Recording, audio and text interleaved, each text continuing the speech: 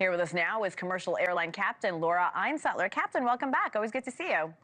Great to see you, Hena. We're just now getting a sense of just how antiquated our aviation systems are, and we're seeing the planes over the U.S. and all the confusion. What's your reaction to the announcement just this week of the DOT proposing to rebuild the nation's air traffic control system?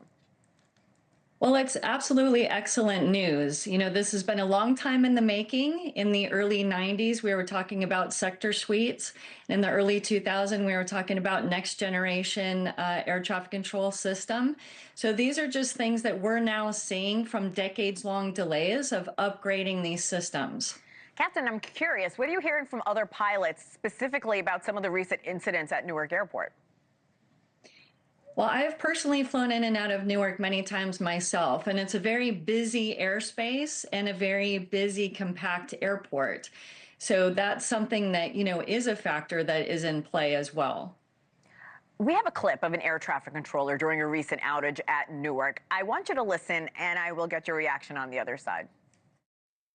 FedEx 1989, I hand you off here. Our scopes just went black again.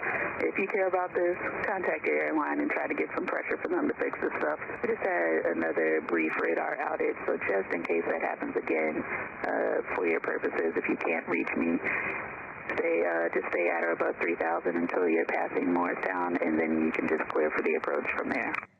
Captain, I hear the frustration in her voice. What goes through your mind as a pilot when you hear from this air traffic controller? Well, I have several close friends that are air traffic controllers for decades, and it's been a very distressing few months for our air traffic controllers. You know, we absolutely need to give them the support and the tools and the equipment that they need to do their jobs as well as they possibly can do it for public safety. These outages seem to last anywhere from 90 seconds to 2 minutes. Can you explain to me and our viewers how big a deal it is to be without radar or air traffic control for that long, even if it's 90 seconds? It is a big deal, especially if it's not clear skies, daytime. These are the kind of things that we absolutely need to have that radar guidance from the controllers and that extra added protection. As pilots, we do have terminal collision avoidance system on board, and we can usually see each other, of course, if the weather is good and clear, but we absolutely want our controllers helping guide us through the airspace. And you know this because you've flown into Newark Airport several times, but Newark is just one of 3 major airports within a 40-mile radius of New York City, as well as a lot of smaller airports in the same footprint. There's so much air traffic. From your perspective, as, again, someone who flies in and out of this city, how chaotic does it get? How important is it to maintain communication with the controllers on the ground? Well, the Northeast has the busiest airspace in the entire country. So it's absolutely critical that we have communication with the controllers, that we're on radar, that we're all doing our parts to keep everyone as safe as we possibly can.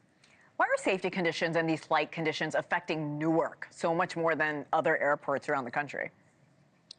Well, from my understanding, the TRACON facility is now, as of last year, being operated out of Philadelphia, the TRACON there. So this is a matter of just seeing what is going on with that equipment, whether it's faulty wiring and things of that nature. But I know absolutely that they've been making big strides to try to get that fixed, at least for now, until we can have the more upgraded, newer systems in place. I spent a lot of time at Newark. Millions of people go in and out of that airport. Do you think people should avoid Newark Airport for the time being?